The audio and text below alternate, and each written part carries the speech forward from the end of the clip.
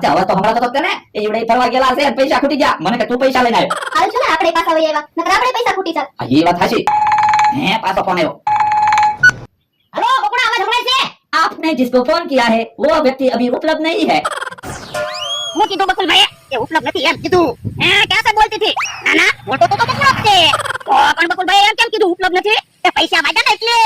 યો બોલો આજ ખબર પડી પૈસાનું જ માન છે માણસનું કઈ માન જ નથી આ ઈ હાસુ માણસનું કઈ માન જ નથી ઓય બાપા તું તો સમને મન જ રહેજે આ બધું તારા લીધે છો હાલો હાલો મનવી યો બાબુ તારા લીધે તો આવું પડ્યું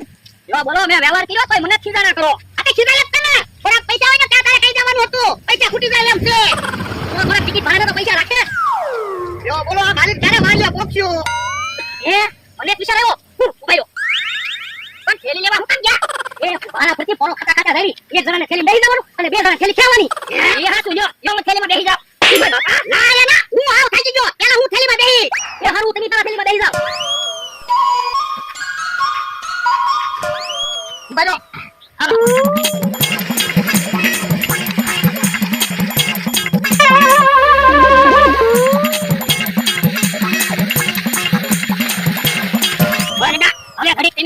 હવે ઘડીક હું થેલીમાં બેહી જાવ એટલે હું પોરો ખાઈ લો ના રે ના તારા તો વાઈ સુધી આવવાનું છે તો હું થેલીમાં બેહી જાવ એ હારું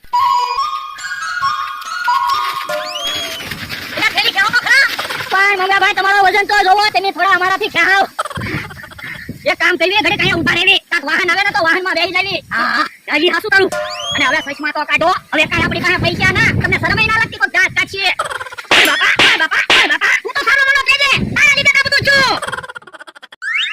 હે આ મોટર આવે હે તો મોટર ઊભી રખાવી એ સપટિયા દાદા મોટર ઊભી રાખે તો હારું એ આપણા ગામની મોટર છે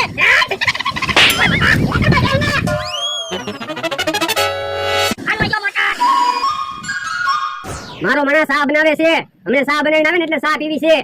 ઓય બાપા કોને કે માણા હું કે તારો માણા છું પણ જોર હું કામ મારો આ તો ડોહણનો માણા રોજ એમ બોલે ને એટલે એમ બોલું પણ એને હુકામ યાદ કરે ઈ ક્યાં આવવાના આ ઈ હાસુ એટલે તો 500 વીઘા જમીન મેં લઈ લીધી લોને ઓળીને કલરે કરી દીધો એમ થા તું ત્યાં કોયો જાને તો 500 વીઘા જમીન અમારે તો આવી જાય ના રે ના કેટલો ખર્ચો કર્યો હું થોડો રાતો છું એ હારું તો હાલમ તો હું ભાગો હવે એ બોલો સાદી વાળા હતા હા ખોટી ખોટી મારી ઊંઘ બગાડી તો પણ હવે હુઈ જા એ હારું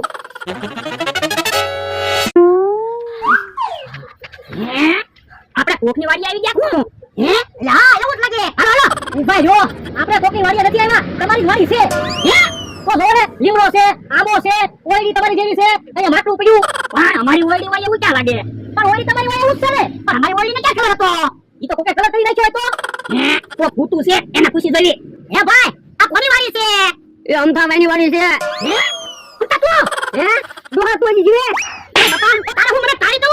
પણ કેટલા બધા દિવસથી દેખાતા નતા તમને સીધો હોય ગયો ના રે અમે તો ફરવા ગયેલા હતા અરે તું અહીંયા મારી વાડી ઉતાર લેતો તારી વાડી જાય એ મારી વાડી ક્યાંથી જાવ ઓયડી કલર કર્યો માટલું ફેરવું ઓયડીને કલર કર્યો માટલું ફેરવું તો વાડી તારી થઈ જાય તો લાવો કલરના પૈસા પણ મેં ક્યાં તને કલર કરવાનું કીધું તું ઈ મારે કઈ ના સાંભળવું મારે પૈસા જોવે અમથા ભાઈ પૈસા ના તો વાંધા છે 400 કિલોમીટર આગેથી માઈન વાડીયા પગ્યા તો પણ કલર લાવી દો પણ તમારે ક્યાં વાડી છે તમે ક્યાં કલર કરશો એ કલર હું મારા મોઢે લગાડીશ બસ હે જાતો તુલા પાસેથી કલર લેતાય તો એ હારું તારે કલર જોતો ને હા હમણાં કલર આવી જાય હમણાં ભાઈ હાથ પકડો તો જા કલર આવી ગયો કલર લગાડ દે મોઢે એ માઈક લગાડ માં એ ઓલા બા તમે કીધું માઈક લગાડ માં ભાગે કે કલર લગાડ